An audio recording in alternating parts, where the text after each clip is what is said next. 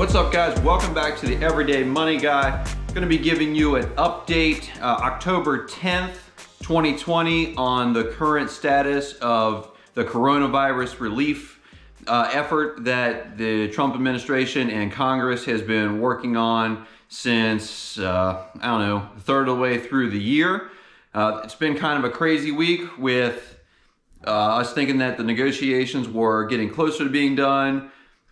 The Trump administration calling off the negotiations and then advocating for some smaller, individually focused stimulus items for things such as checks, airline bailouts, things of that nature, to being full on back into negotiations for another large, wide-ranging coronavirus relief bill.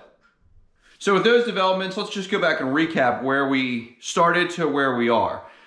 First, early in the year, we had the CARES Act. That was a bilateral piece of legislation that totaled about $2.2 trillion, gave us our first round of $1,200 relief checks with $500 for each dependent that you have, as well as money for state and local governments, coronavirus testing, extended and enhanced unemployment that added $600 of federal unemployment to your state unemployment monies, and a host of all other things for the economy to continue to recover from the coronavirus fallout. Following that, the Democratic-controlled House of Representatives passed the HEROES Act, which was a approximately $3 trillion relief bill that did not sit well with the administration and the GOP-controlled Senate, and that never did advance through the Senate to become law.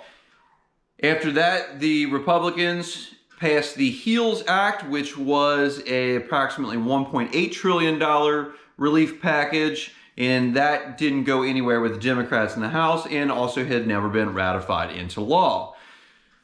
So negotiations went on with those two different bills until the Trump administration just called off negotiations completely, leading to essentially a halt of any negotiations, and then subsequently advocated for the smaller directed payments to certain industries, people, checks, things of that nature, that did not sit well with either branch of Congress. So that was earlier this week.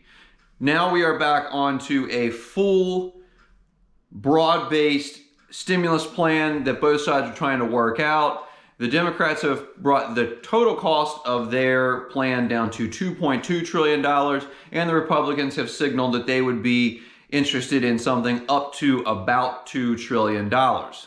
Of course, the biggest differences are in the total cost of the relief bill, but it also breaks down into where the money goes. There is broad-based bipartisan support still for checks, direct payments to individuals for up to $1,200 for each adult and up to $500 for each dependent in a family, as well as money for testing, schools, and state and local governments. The biggest difference is that in general, Democrats want quite a bit more money for state and local governments and testing, things of that nature, as well as expanded and enhanced federal unemployment on top of what the state unemployment levels are.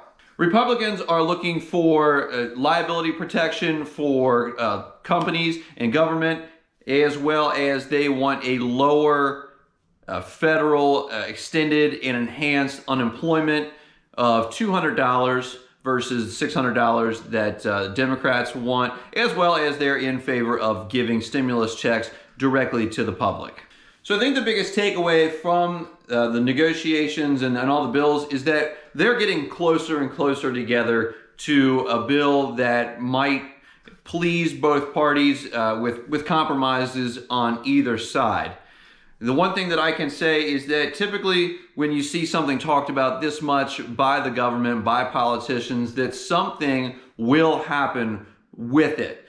And what I would say is after the November election, we will definitely have some kind of a bill and I can almost guarantee that stimulus checks will be provided directly to the American public in either bill. Whoever controls the administration and Congress, it just could vary in the total size of the bill. But the good news is, like I said, we are getting closer and closer to a bill that's palatable by both sides and can provide some much needed relief to individuals, businesses, and possibly state and local governments in the future.